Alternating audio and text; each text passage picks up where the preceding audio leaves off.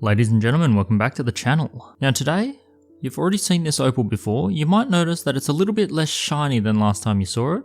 What I've done is I've gone ahead and I've ground it back to a 1500 grit, so it's at that pre-polish. It's trying to shine, but it's not quite getting there in most areas. It's actually still pretty shiny on the back, but it's been taken down a little bit. We did have it fully polished, but we've brought it back down. And why have I done that? Because I'm going to go through and show you guys how to use the new diamond paste that, all things going well, should be up and listed on the website by the time I release this video. So the kit is going to go from a 3000 grit all the way through to a 100,000 grit. And in this video, I'm going to show you how to use it with felt burrs. Now you don't have to use felt. A lot of people like to use wood. I also like to use wood, but I'm just going to use felt because here is the box of felt points that all have some little imperfection. When I get my stock in, I find like little marks and stuff, and then I have this as kind of like reserve stock. Maybe I'll sell it all at a 50% discount or something on the store at some point, but rather than shipping it out to people, typically I just like to keep it. Sometimes I've just got little bits of glue that are sitting on the face of it that I have to pick off, or sometimes the shape or size doesn't come out quite right. Like this one looks like it's a little bit small. I'm pretty critical. This is a massive box. It's probably got a couple, maybe close to 200 burrs in it that I've just rejected. Nothing wrong with them, still work, but I just think they've got little blemishes and stuff, so I just keep them for myself. I'm going to need to crack out 5 new ones today because for each of these grits, you want to be using a separate one and storing it separately. You just want to mark them and keep them very identifiable. There is nothing worse than cross-contaminating diamond paste. You will never have a great time, so if you ever get confused, you've just got to bin it and move on, start a new one. At least the felt burrs are super cheap. Now, why am I doing this? Because, as I've said plenty of times on the channel already, I made up these resin burrs to replace the Nova points that were getting harder and harder to find and getting more and more expensive. I've got 200, 400, 800, 1500. I've tried a lot of different 3000s. None of them have worked too good because the resin itself is too hard. It's something I'm trying to work on. In fact, I'm hoping, if all goes well, I can partner with 2 companies to help me try to design and make my own. Who knows, you might see them on the channel very soon. But unfortunately, I still am struggling, and the fallback I have, because I'm just sick of trying at the moment, is to go to diamond paste, which I know 100% work, and they will work so long as you've got something that you could put it on that will get into all of the little nooks and crannies. And my favorite are these kind of pointed cones. You can also just shape wooden dowel. I've done a video, a really old video on that. For today, I'm just going to use the felt points, and we're going to take this all the way through to the 100,000. By the time you get to 100,000, trust me, you are not going to need to hit it with a cerium oxide. You can, there's nothing wrong with that. But with the 100,000, you will get to a full polish. In fact, a lot of people are pretty happy at 50,000. Let's bring this slightly not shiny stone back up to fully shiny. Okay, diamond paste for people that have not used it for carving before. Here we go. This is a bit of a what not to do kind of. For some people this is fine, for people like me it is not fine. So what I'm doing is I'm putting a little bit of diamond paste on the burr. Unfortunately this diamond paste is the same color as the burr, so it's kind of hard to see. But you can see I'm putting it on with my finger, spinning the burr very slowly and just letting it rub into the surface. This is fine for some people, but for people like me that have skin that is sensitive to soaps, it is not so good, and I'll show you why a bit later. But in terms of the carving, there's no special secret, there's no secret sauce to this. Spin slower than you normally would, push a little bit harder than what you would with a diamond resin, and be careful of heat. Friction, particularly with a felt burr, builds up really quick. You can actually feel the stone get quite warm very quickly if you push hard and fast. So you want to spin slow, push hard, and just go with the flow. The fresh burrs will take a long time to coat well, so they actually suck at first.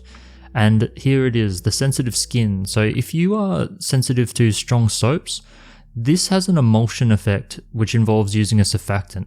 It's quite an aggressive surfactant. That's what helps it dissolve into the water. So what I do is I wear a tight glove. Normally I'm a large, instead I chuck on the mediums. You should barely be able to pinch it. Even sometimes you might even tear the glove because it's so tight. Just getting it on, I tear them sometimes.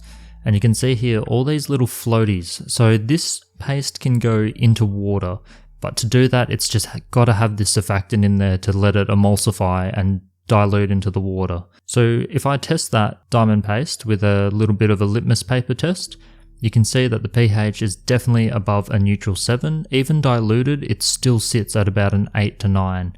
Undiluted, it probably is closer to a 10, so it is like a fairly old school aggressive soap. Very much an elevated pH, and for those with sensitive skin, it's not great, and for everyone else, it will still dry your skin. So with the 100,000 grit, you can see the color much better, and you can see the coverage on the burr. So when you're first starting out, you're not going to get great coverage, but over time, just using it, you are just going to keep picking it up.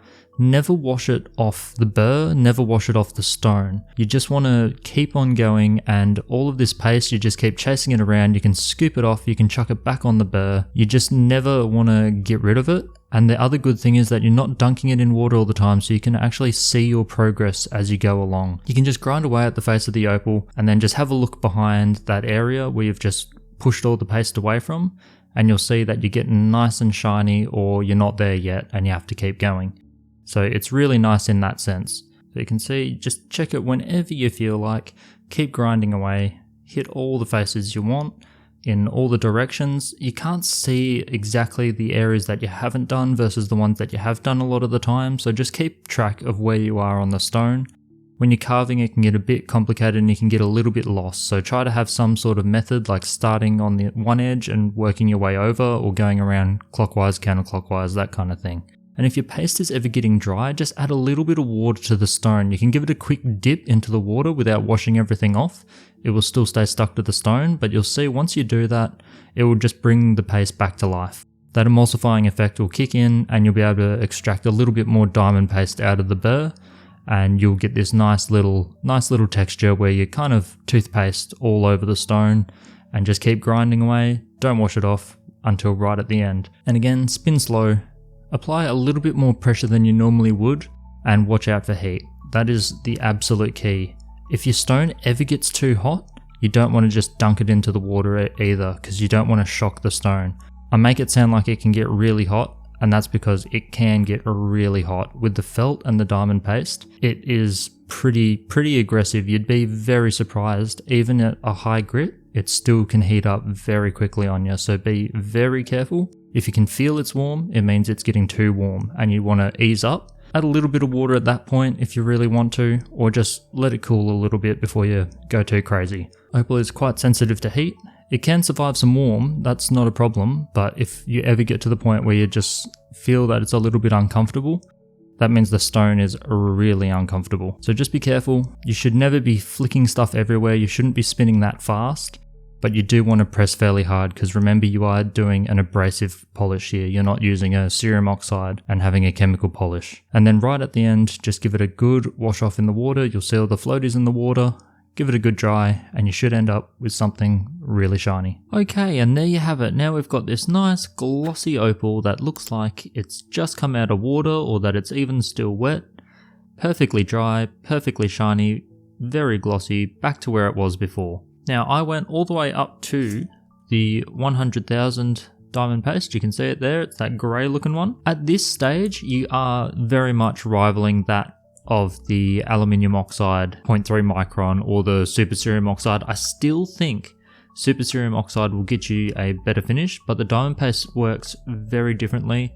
And with a pointed tip like this, you can really get into some tight grooves and work it really well. I'm hoping I gave you a very good crash course in using diamond paste throughout this video. Hopefully I didn't miss anything, and I'll probably cut it up into a 60-second YouTube short kind of thing as well, as I have with other techniques in the past. I'll just emphasize a few things that I would have covered earlier. One, of course, the skin. So you might not be as soft as I am, but because I typically have a reaction to any kind of harsh soaps and stuff, I do very much prefer to wear gloves while I'm doing this work.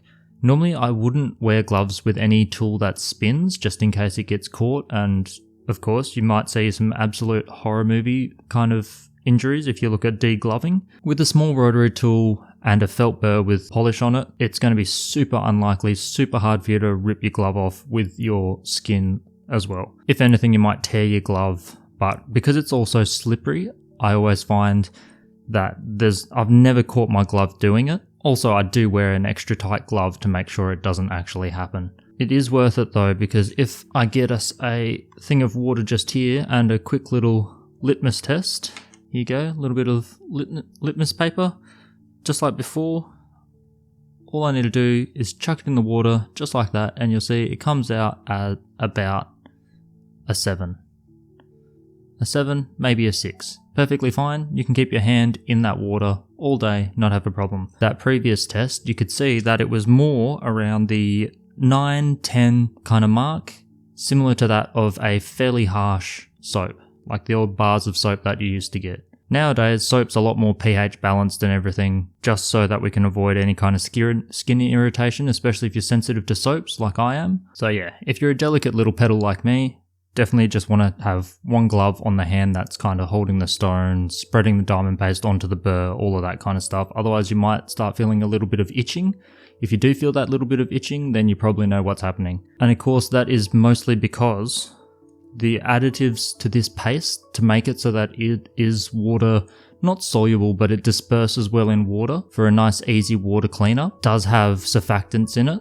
And those surfactants are basically soaps. They are on the basic scale of things, so it does push the pH pretty high. Even if you're not allergic or sensitive to it, you can have some drying of the skin. So ideally you don't lather it onto your body, just chuck it on the stone and the felt tip and you'll be perfectly fine. Most people will never have a problem. So that's one thing, but of course there is a diamond grit in there. So of course you don't want it to go into your eyes. You don't want to have it get into you at all really. If you're spinning so fast that bits are starting to flick off or you're creating a dust, turn it down, push harder. I tend to push fairly hard with the burr, but I don't spin it very fast at all. You shouldn't be spitting water out or diamond paste out anywhere. You want to keep it on the burr, you want to keep it on the stone, and trust me, you will know that it's working because if you're not careful, you will heat the stone very quickly. Even through a glove, you'll feel the stone start to get warm. The friction of a diamond paste and felt is super high. It doesn't happen so much with the wooden burr, but with the felts, trust me, it really grips and it really gets working super quickly. And of course, if you go right up to 100,000, you'll rival that of any of the other polishing options. It's just a very different method. Not quite as messy as you'd think because you don't need to constantly dip the stone in water, so you've got nothing to flick around really. If there's any kind of dust created, it typically gets stuck in that emulsion. So it's really right at the end when you wash off the stone that you're going to be getting rid of any of that silica.